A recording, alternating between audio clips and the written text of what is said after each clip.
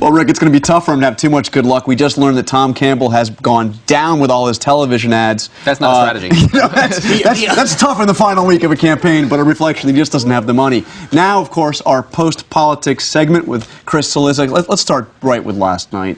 What the hell happened in Alabama? Man, Arthur Davis down. You know, this is why I like politics, because it's unpredictable. Yeah. You know, I think what we were talking about was, well, is Arthur Davis, how much is he going to win by? Is it going to be close? And not only does he lose, but I heard Rick say he got walloped. I mean, it's a 25-point defeat. Look, I think it was a combination of a couple things. One, he ran as a general election candidate in a primary, largely to preserve his ability to get elected in the general election. He forgot the critical thing that if you don't become your party's nominee, it greatly reduces your ability to win the general election. I also think he resisted a very tried and true strategy, which is there are unelected black officials in that state that control lots and lots of the African-American vote. Arthur Davis not only didn't court those folks, he actively ran against them, believing that he needed to break that idea that he was beholden to them.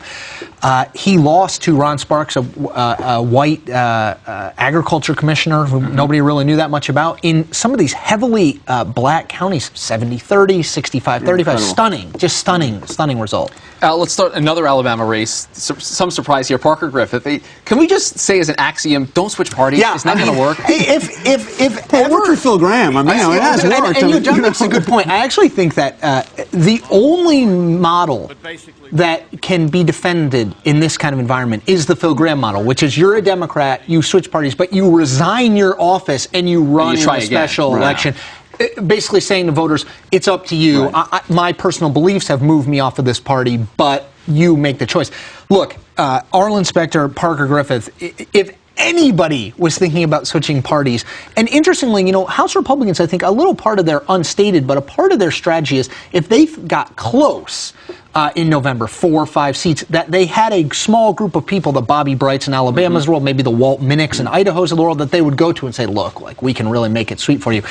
I think that becomes more difficult now because they look at the scattered bodies along the road. I guess the only question is whether the switches to independent are going to be any different. If a Charlie Crist, for instance, or Lincoln Chafee in Rhode Island have any more luck. Tim Cahill, the state treasurer in Massachusetts, running for governor, switched from D to I. You know, Crist, I think, is going to be our test case. It's Florida, so it's important in and of itself. He's well known. And the arrest of the former party chairman is going to help him out down there. Golly. I mean, I think we all knew that Jim Greer, might have been that job might have been a little bit of a reach for him when Charlie Crist put him into it. I don't think, well, I'll speak for myself, I certainly didn't think he would wind up arrested. The guy's behind bars right now. Mugshot. That runs well in a campaign ad. We mentioned earlier in the show this ad that's been running against Blanche Lincoln, League of Conservation Voters. Take a look at some of what is being said about her on the airways.